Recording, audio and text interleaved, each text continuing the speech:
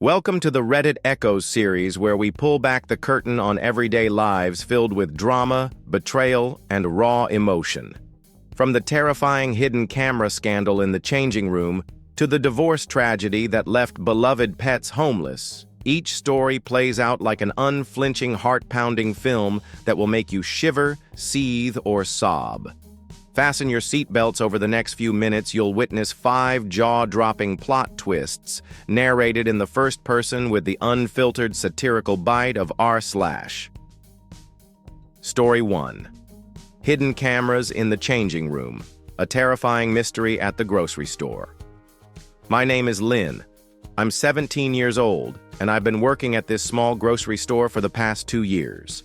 Every morning, I carefully slip on my flats tie on my green apron, grab a quick snack, and dash into my shift.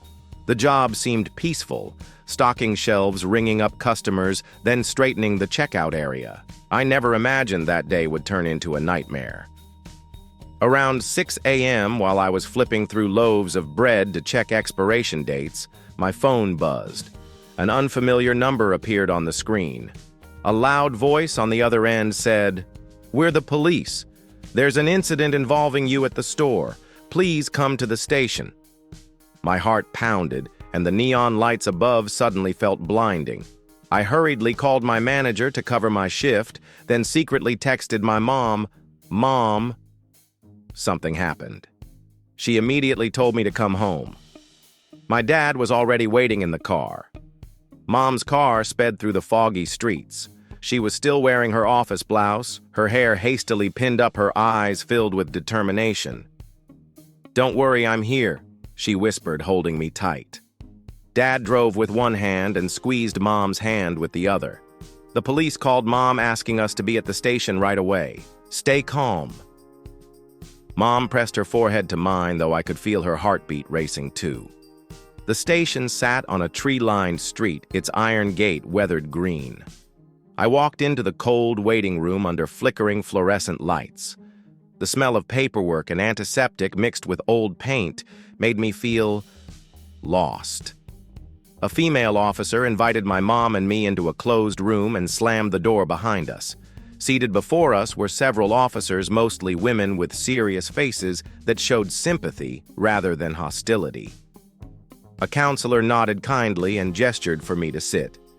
"Please tell us what happened." "It's okay." I trembled as I said I thought it was just a shoplifting incident. The officers exchanged looks, then opened a laptop.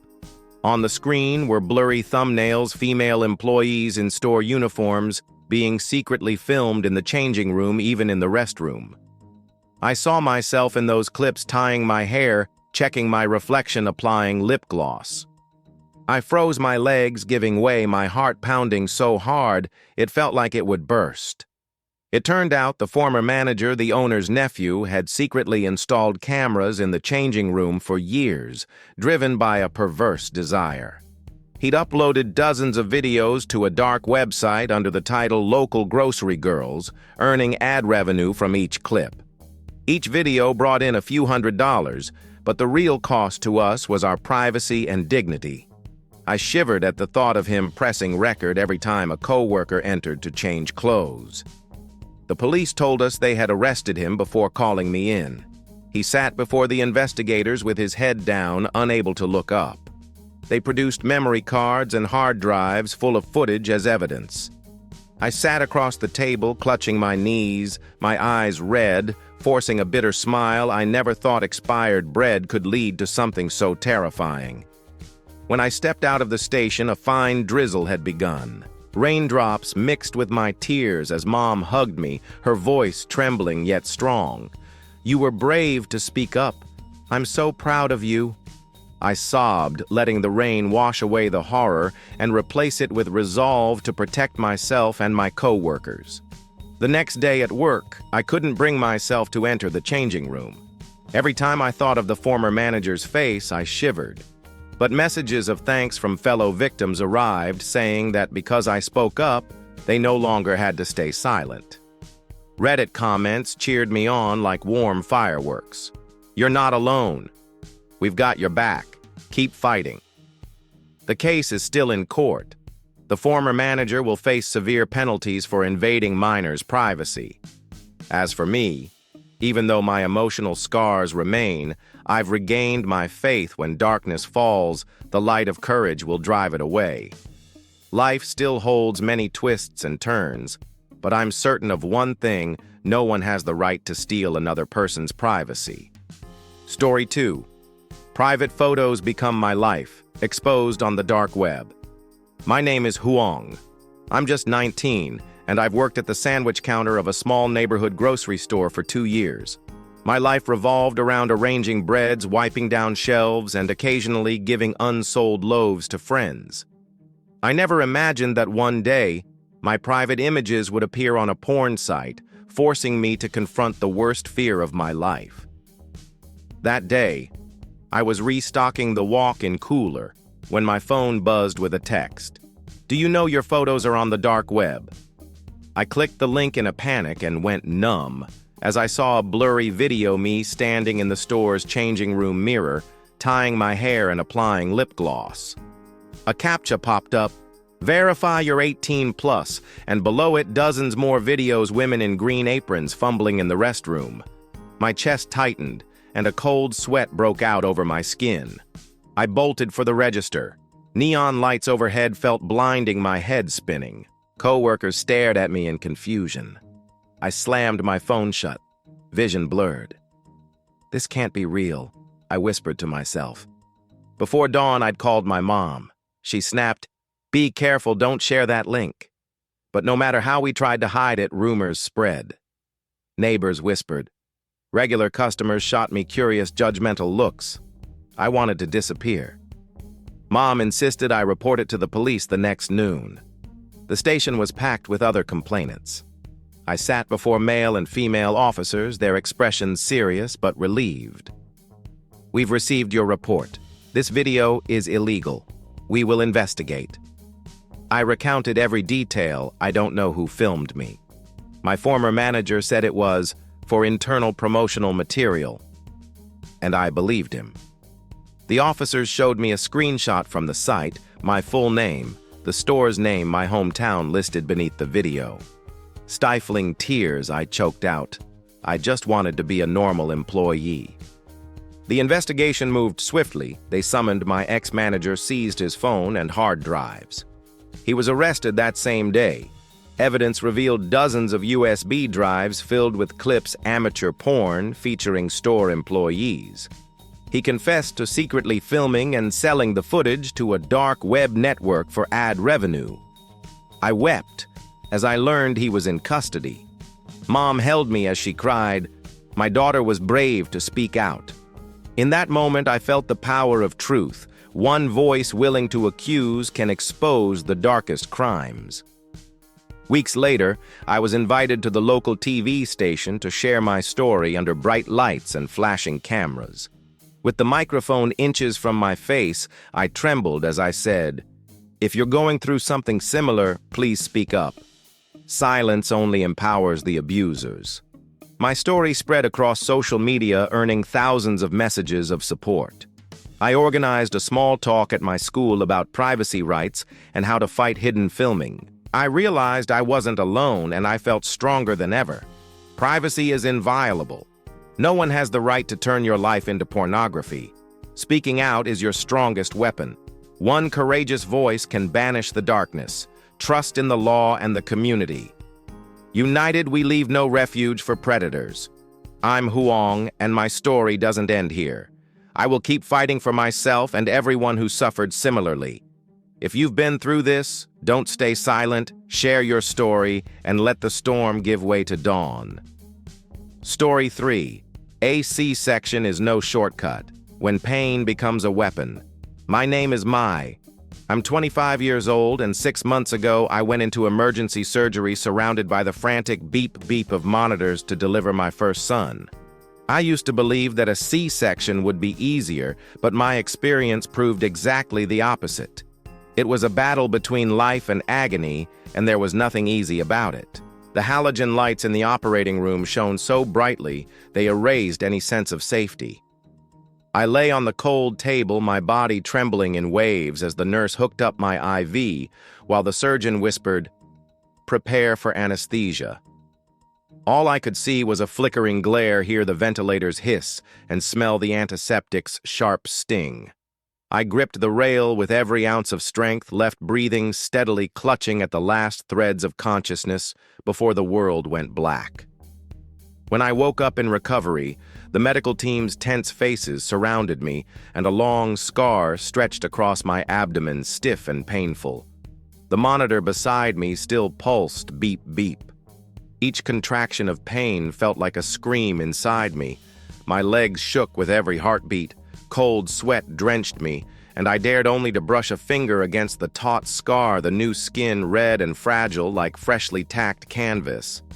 I thought, if a C-section truly were a shortcut, why does it feel like I'm trapped in endless agony? The days after surgery blurred into a torturous stretch of sleepless nights. Every time I heard footsteps outside my door, my heart raced in hope it was the doctor, only to see an aide bringing another tray of medication. I listened to the echo of rubber gloves snapping, the hiss of disinfectant spray, and the distant rumble of hallway conversations. That first night, the pain was so fierce I couldn't turn over. My husband and I had to call my sister just to help me bathe. I longed for the unbearable cramps of natural labor. I would have taken those over the scalpel slicing through muscle any day. Time in the hospital crawled by. I broke down in tears more than once, overwhelmed by helplessness. My mother sat beside my bed, her eyes red, her hand gripping mine. "Be strong, honey, you'll recover." I managed a weak smile, swallowing my tears, because I couldn't bear to see her worry. When I returned for my stitch removal, the doctor warned that my recovery would be long and delicate, that I must care for the incision meticulously and follow strict restrictions. I felt a lump in my throat, knowing that each step forward carried the risk of infection, and each time I lifted my baby, I'd have to steel myself against the pain. Then came the moment that cut deeper than any knife. My husband, whom I had trusted to cherish me, looked at my scar and sneered. "What's so terrible about that little cut? You should feel lucky it's such an easy way out." His words spun me dizzy. I forced back my tears, but his dismissal cut a new wound in my heart. "You know nothing of my pain," I thought. When our baby finally cried his first cry, that triumphant sound filled the room, but I couldn't smile. Joy and pain twisted together inside me, and I yearned for someone who truly understood. I had believed a C-section was a last resort measure to save my child, never imagining it would be a journey of blood, sweat, and untold courage. One moonlit evening, I sat with my husband while our son slept peacefully in my arms. My voice shook as I said I endured hours of surgery, agony beyond my imagination, both physical and emotional. "Don't you dare call this easy way out." He looked away, ashamed. I'm sorry," he whispered. I nodded, but the scar on my soul would not heal so easily. 2 weeks later, I shared my story on a support group for moms. I detailed every moment, the beep-beep of the monitors, the tense scar, the helplessness, and my husband's cruel words. The outpouring of empathy overwhelmed me. No one understands that pain like another mom who's been there. A C-section is a battle, not a shortcut. Their solidarity sparked a fire in me. When my husband read those comments, he approached one day, gently placed our son on the bed beside me, and ran his finger along my scar. "Now I see how much you suffered," he said softly. I squeezed his hand. "From now on, I need your support and understanding. A C-section isn't a shortcut. It's a road paved with courage." Tears shone in his eyes. "I'm truly sorry. I never want you to feel alone again. My scar is healing, but the lesson remains. A C-section is no shortcut. It's a journey of profound pain, unyielding love, and boundless bravery. If you ever hear someone call C-sections easy, share this story so they understand there is no easy path to motherhood." Story 4. I Will Cheat. A terrifying night in our shared bed. My name is Dung. I'm 30 years old and I live with my wife Thu and our 2 young children in a cozy suburban home. Life felt like a gentle melody, mornings getting the kids ready for school, afternoons picking them up, evenings cooking dinner together and cuddling on the couch to watch TV. I always believed that as long as there's love, everything else would follow. But one recent Friday night, Thu stunned me with a threat if I didn't take better care of her, she would cheat on me. That evening, after a shower and brushing my teeth minty fresh, I slipped into bed and switched off the main light. The only glow came from the dim bedside lamp. I hugged Thu from behind and planted a soft kiss on her neck. Our eldest stirred in his crib, breathing steadily in his sleep. Then I heard her voice, calm but sharp. "You didn't shower, you didn't freshen up, and now you're getting into bed with me." She tapped my shoulder lightly, not in anger, but with firm resolve. "If you don't brush your teeth and spray on some cologne, I will find someone else." My heart seized. The bedside lamp flickered over her furious face, every dust mote illuminated around her. Through the thin wall, I heard our baby's soft footsteps at the nursery door. He opened his eyes, confused, then drifted back to sleep, unaware of the storm unfolding. I sat up, fighting the knot of anger and embarrassment. My voice was rough when I asked, "Are you kidding? You're actually going to sleep with someone else?" Thu's eyes were cold as ice, her gaze unflinching. "Yes. You don't pay attention to me. I'll find someone who will." Before I could respond, she grabbed her phone and typed, "I hope you find someone worthy of brushing your hair, keeping you fresh and showering every day. Sweet dreams." She shoved me aside, rolled up the comforter, and claimed her half of the bed. I sat in the darkness alone with the ticking clock and the hum of the air conditioner, my pulse drumming in my ears. The next morning, I woke with a sense of profound emptiness. The house was silent, only our 2 sleepy children lay in their cribs. I quietly made my way to the kitchen, brewing coffee and trying to piece together what had happened. Thu still hadn't appeared. I thought I must be missing something. After a while, she emerged holding a cup of green tea. She studied me from head to toe and asked softly, "Today, do you plan on showering and brushing your teeth?" Flustered, I replied, "Of course." I had actually showered the night before, but Thu nodded, though her eyes remained stormy. "Good. Don't make me have to order in." I managed a hesitant smile and asked, "Are you really going to see someone else?" Thu fell silent, her gaze distant. We shared breakfast in tense quiet. I dropped the kids at school and returned home to find Thu polishing her vanity. The children clung to her and I sat down hesitant. "Are you serious about this?" Thu looked up, still holding the cloth. "Think about it, you don't care, you don't refresh yourself. I'm still young and I need to feel admired." Her words struck me like a dagger to my pride. I murmured, "It's not you who's wrong, it's my own neglect." That evening we lay side by side. I gently stroked her hair, voice trembling. "Honey, I'm sorry. I will do better. I promise to shower on time, brush my teeth, and wear cologne. I want you to be the only one by my side." Thu turned away, biting her lip. "I'm serious. Don't make me order in." I understood her meaning. She really meant she'd find someone else. I nodded, closed my eyes, and waited for her to soften. The next morning, I set my alarm 30 minutes earlier. I took a long shower, lathered carefully, spritzed a light fragrance, and dressed neatly. The fresh scent and cool water gave me a confidence I'd never known. Looking in the mirror, I smiled. I can do this. I finally realized love isn't just saying I love you, it's the everyday acts: combing her hair, cooking a nutritious breakfast, spritzing a little cologne after a shower. Even the smallest gestures can make your partner feel cherished. That Saturday night, we all went out for dinner. Thu's radiant smile lit up when I reached across the table. "Where should we go next weekend?" She nodded enthusiastically. My heart melted, healed by the threat that jolted me awake. When we got home, the kids were fast asleep. Thu and I curled up on the sofa watching a movie. I gently took her hand and pressed it to my cheek. "I never want to lose you. Thank you for waking me up." She rested her head on my shoulder and whispered, "I was terrified of losing you too. I learned that night you don't need threats to remember love. You must nurture it every day. Love isn't waiting for someone else to remind you. It's taking action without prompt." I'm Dung, and I share this story as a reminder.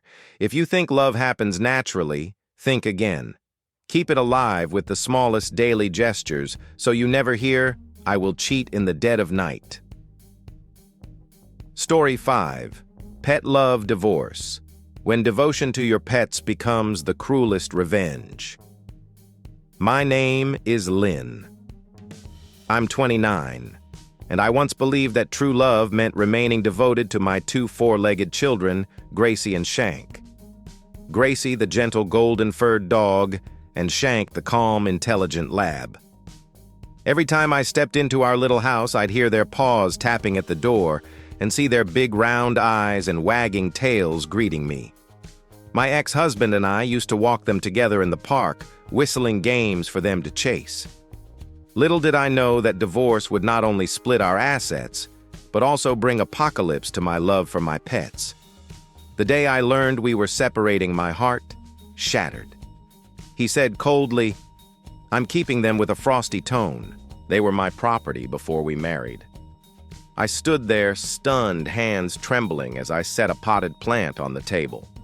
All those mornings I'd been the one brushing Gracie's coat, the one bending down to hug Shank when he seemed sad. None of that mattered. I fought in court, but the judge ruled both dogs belong to your husband. I had no choice but to blink back tears and accept it. But the real shock came a few months later. One weekend afternoon, I was scrolling through Facebook when I saw a post in the adoption group Gracie Golden, mixed 6 years old, waiting for a new home. My heart stopped. I rushed to the local shelter under the dim afternoon sun, passing row after row of metal kennels, ears ringing with barking. I checked each cage until I froze in front of number 117. A green light blinked. Gracie had been euthanized 3 days earlier. I stood there stunned as a shelter worker handed me a small photograph of Gracie lying peacefully with her eyes gently closed. I collapsed beside a planter and sobbed uncontrollably. The dogs barking, the sharp smell of disinfectant, and the metallic clang of cage doors all felt like a thunderous accusation. Why? Why would he do this? My world shattered in an instant. I called him, voice trembling. Why did you do it?" He answered nonchalantly. "I didn't have time to care for her. The shelter said she'd be adopted soon." I choked out, "Adopted? Didn't you think they'd put her down?" He shrugged.